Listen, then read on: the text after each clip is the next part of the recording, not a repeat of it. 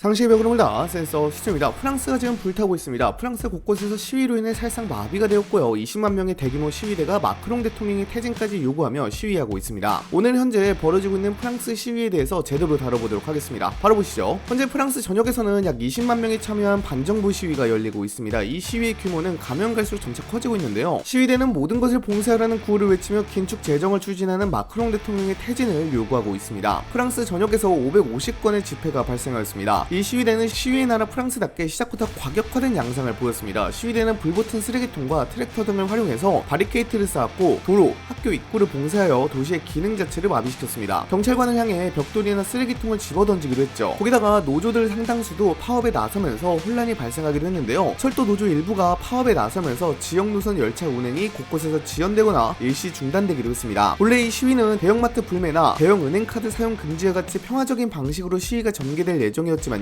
일부 극단적인 단체들이나 강성단체들이 가세하면서 시위가 가격화되어 변질되었습니다. 시위가 발생하면서 473명이 체포되었고 이 중 339명은 구속되었습니다. 시위 대응에 나선 경찰관 중 13명은 부상을 입었다고 합니다. 특히나 이번 시위는 고등학생의 시위 참여가 높은 것으로 나타나는데요. 프랑스 교육부에서는 전국적으로 약 100개 정도의 고등학교에서 수업이 차질을 빚었다고 발표했습니다. 이 가운데 총 27개 학교가 봉쇄되기도 했다고 하죠. 프랑스 정부는 전국에 8만 명의 경찰을 배치했지만요. 시민들의 분노를 막기에는 역부족이었습니다. 현재 프랑스는 혼란 그 자체인데요. 당장 마크롱 대통령 2기 들어 2년 반 사이에 총리가 벌써 4명이나 물러났습니다. 이번에도 9월 11일 르크루니 시임 총리가 새로 취임하는 일정에 따라 시위가 발생한 것이었습니다. 특히나 내각이 총사퇴한 이유를 살펴보면 충격적입니다. 바로 돈 때문이죠. 당장 전임 총리였던 바이루 전 총리는 내년도 예산에서 440억 유로, 하나로 71조 6천억 원을 절감시키기 위해 공휴일 2일을 줄이고 연금과 건강보험 및 각종 사회보장 지출을 동결하기로 했습니다. 하지만 의회에 강력한 반대에 휩싸이게 되었고 내각 불신임안이 통과되면서 자리에서 내려올 수밖에 없었습니다. 현재 프랑스의 재정 상황은 그야말로 답이 없다고 해도 과언이 아닙니다. EU 발표에 따르면 2025년 1분기 프랑스 국가부채는 3조 3천억 유로입니다. 하나로 5천조 원이 넘습니다. GDP 대비 114.1%를 기록한 곳인데요. EU 회원국 중에서 그리스, 이탈리아에 이어 세 번째로 많습니다. 하지만 그리스와 이탈리아는 최근 재정 적자를 줄여왔지만 프랑스는 계속 늘고 있습니다. 시간당 나라빚이 180억 원씩 쌓인다고 생각하시면 이해가 쉬울 것 같습니다. 이렇다 보니 프랑스 내부에서는 IMF가 개입해서 돈을 빌려야 한다 이런 말이 나올 정도로 재정 상황이 정말로 안 좋습니다. 문제는 프랑스의 세율을 더 올릴 수도 없다는 게 문제입니다. 당장 세금 인상했다가 2018년 말에 노란조끼 시위가 발생하면서 프랑스가 완전히 뒤집히기도 했습니다. 그런데 지금은 그때보다 상황이 더 안 좋습니다. 코로나19와 우크라이나 전쟁으로 인한 경제 타격을 아직도 회복을 못하고 있거든요. 이렇다 보니 증세안을 더 꺼내지도 못하고 있는데요. 그도 그럴 것이 현재 프랑스는 높은 소득세율을 가지고 있는 나라로도 유명합니다. 프랑스는 연간 18만 294유로, 하나로 2억 9,300만 원 정도를 번다면 45%의 최고 소득세율을 적용합니다. 여기에 보험료 등 각종 사회보장 분담금이 별도로 공제되기 때문에 프랑스 고소득자는 소득의 절반 정도를 세금 등으로 냅니다. 게다가 프랑스에서는 임금은 자본소득 등에 비해 가치가 떨어진다는 평가도 있는데요. 세율이 워낙 높다 보니까요. 프랑스의 재정 상황을 완화하려면 지출을 좀 줄여야 합니다. 그래서 마크롱 정부는 국방 예산을 빼고 1유로도 더 안 쓰겠다면서 긴축 예산안을 냈는데 이게 거센 반발이 일었던 거죠. 이때까지 사퇴한 총리들이 전부 다 예산안을 추진하다가 사퇴한 것입니다. 프랑스는 원래부터 복지 천국이란 말이 따라붙는 나라입니다. 병원에 가면 거의 무료로 진료를 받을 수 있고요. 아이가 태어나면 국가에서 출산수당을 주고 부모가 일을 쉬면 육아수당도 이어집니다. 이런 시스템 덕분에 프랑스 국민은 오랫동안 유럽에서 가장 두터운 사회 안전망을 누려왔다고 자부해왔습니다. 문제는 그 대가였습니다. 현재 GDP의 31.3%를 복지에 쓰고 있는데 이건 유럽연합 평균이 26.8%보다 훨씬 높은 수치입니다. 유럽 전체를 놓고 봐도 단연 1위죠. 그만큼 국가가 감당해야 하는 부담도 커질 수밖에 없습니다. 하지만 코로나19 이후 재정 적자가 눈덩이처럼 불어나면서 더 이상 이전처럼 무조건 지출을 늘릴 수 없는 상황이 되었습니다. 정부 입장에서는 지출을 줄여야 하는데 그 칼날이 향하는 곳은 결국 연금, 의료, 사회보장 같은 복지 예산이었습니다. 프랑스 사회의 심장 같은 영역을 건드린 셈입니다. 여기서 시민들의 반발이 터져나옵니다. 평생을 일했는데 정작 은퇴 나이가 더 늦춰지고 받는 혜택은 줄어든다니 사람들이 받아들일 리가 없는 겁니다. 게다가 세금은 계속 오르는데 복지는 줄어든다는 불만이 겹치면서 분노가 폭발적으로 커졌습니다. 전문가들도 하나같이 말합니다. 프랑스의 재정 적자는 단순히 한두의 허리띠를 졸라맨다고 해결되지 않습니다. 구조적인 문제입니다. 사회보장 시스템 자체가 오래전부터 인구구조 변화와 경기 침체를 따라가지 못하고 있었기 때문이죠. 그래서 복지를 줄이면 저항이 심하고 그대로 두면 빛이 늘어나고 양쪽 다 답이 없는 진퇴양난의 상황에 빠진 겁니다. 결국 이번 시위의 밑바탕에는 단순히 긴축 정책에 대한 반발을 넘어 프랑스 사회가 지금까지 유지해온 복지 모델 자체가 더는 지속 가능하지 않다는 두려움이 자리 잡고 있다고 볼 수 있습니다. 프랑스 정부는 일부 과격파가 시민운동을 왜곡, 장악했다면서 강경 대응 기조를 밝히면서도 대중의 분노를 가라앉힐 대책 마련에 고심하고 있습니다. 바이루 바이로 전 총리의 뒤를 이어 지명된 세바스티엥 르코르니 신임 총리는 취임 연설에서 형식과 방법론, 내용에서 전 정부와 다른 모습을 보이겠다며 중도 및 중도 우파로 구성된 범여권 지도부와 연쇄회담을 갖고 좌파, 우파 등 야당과의 만남도 예고했습니다. 하지만 야권에서는 긴축 예산 기조를 바꾸지 않으면 의미가 없다며 냉담한 견해가 있습니다. 2018년에도 프랑스는 대규모 시위로 세계의 주목을 받은 적이 있었습니다. 바로 노란조끼 시위였죠. 당시 불씨는 유류세 인상이었습니다. 휘발유 가격이 급등하자 서민과 중산층의 거리로 나와 우리는 더 이상 살 수 없다고 외쳤습니다. 그 시위는 프랑스 전역을 마비시키며 수개월 가까이 이어졌습니다. 하지만 그때와 지금은 상황의 무게가 전혀 다릅니다. 노란조끼 시위는 생활비와 세금 인상이라는 단일 이슈에서 출발했지만 이번 시위는 국가 부채와 긴축 정책, 정치 불신까지 얽혀있는 복합 위기입니다. 당시에는 마크롱 대통령이 일부 세금 정책을 철회하면서 불을 껐지만 이번에는 철회할 수 없는 국가 부채라는 구조적 문제가 핵심이라 타협 여지가 거의 없습니다. 무엇보다 노란조끼 시위는 결국 시간이 지나며 약화했지만 이번 시위는 이미 정권 붕괴 가능성이 공개적으로 거론될 정도로 심각합니다. 전문가들은 말합니다. 2018년 노란조끼는 불길이었다면 2025년의 시위는 화산 폭발이다. 즉 단순히 한 정책을 되돌리는 차원이 아니라 프랑스 정치 시스템 자체가 흔들릴 수 있는 위기라는 겁니다. 결국 이번 시위는 노란조끼의 재현이 아니라 그보다 훨씬 심각한 제2의 프랑스 혁명 서막이 될 수도 있습니다. 정권 자체가 흔들릴 수 있다는 말입니다. 당장 마크롱 대통령의 지지율이 15%입니다. 이 정도 수치면요 2018년에 발생한 노란조끼 시위보다도 지지율이 낮은 겁니다. 앞으로가 더 큰 문제입니다. 지금의 시위는 단순히 거리에서 끝나는 움직임이 아니라 정치 지형 자체를 흔드는 분수령이 되고 있습니다. 마크롱 대통령의 임기는 아직 남아있지만 이미 레임덕에 들어갔다는 말이 나올 정도로 힘을 잃었습니다. 정부가 어떤 정책을 내놓더라도 국민이 더 이상 신뢰하지 않는다는 게 가장 큰 위기입니다. 설사 총리가 바뀌고 내각이 새롭게 꾸려진다 해도 불신이 쉽게 사라지진 않습니다. 정치권에서는 벌써 다음 권력 구도를 두고 계산이 복잡해졌습니다. 마크롱 대통령이 자리에서 내려오게 된다면 다른 이가 프랑스를 이끌어야 하는데 이후 프랑스를 이끌 세력이 누구냐에 따라 프랑스의 진로가 완전히 달라질 수 있습니다. 중도가 무너지고 좌우 양극단으로 권력이 쏠리면 정치 불안정은 더 커질 수밖에 없습니다. 경제 전망도 어둡습니다. 지금처럼 긴축과 시위가 이어지면 외국 투자자들이 프랑스를 기피할 수밖에 없습니다. 금융시장에서 프랑스 국채금리가 조금이라도 흔들리면 이미 빚이 천문학적인 프랑스 재정은 감당하기 어려워집니다. 만약 국제신용평가사들이 프랑스의 등급을 낮추기라도 한다면 위기는 더 가속화될 수 있습니다. 최악의 경우 IMF 개입설이 현실이 될 가능성도 있습니다. 프랑스가 무너지면 유럽 전체가 흔들리기 때문에 독일이나 유럽 중앙은행이 개입할 수 있다는 전망도 나옵니다. 결국 전망은 두 갈래입니다. 정부가 부분적으로라도 양보안을 내놓고 야당과 협상을 통해 숨통을 트느냐 아니면 대중의 분노가 정치적 쓰나미가 되어 정권 자체가 흔드느냐. 지금 분위기를 보면 후자의 가능성이 점점 더 커지고 있습니다. 전문가들은 이번 사태가 단순한 사회 갈등을 넘어 앞으로 수십 년간 프랑스의 정치, 경제 모델을 근본적으로 바꿔놓을 수 있다고 보고 있습니다. 다시 말해 지금 프랑스는 단순한 시위 국면이 아니라 새로운 시대를 여는 가림길에 서 있는 셈입니다. 여러모로 코로나19와 우크라이나 전쟁으로 인해 나라 경제가 힘들다 보니까 곳곳에서 시위도 많이 발생하는 것 같습니다. 부디 좋은 결말로 끝났으면 좋겠습니다. 여러분들은 현재 프랑스 시위에 대해서 어떻게 생각하시나요? 댓글로도 적어주시기 바랍니다. 이상 영상 마치도록 하겠습니다. 감사합니다.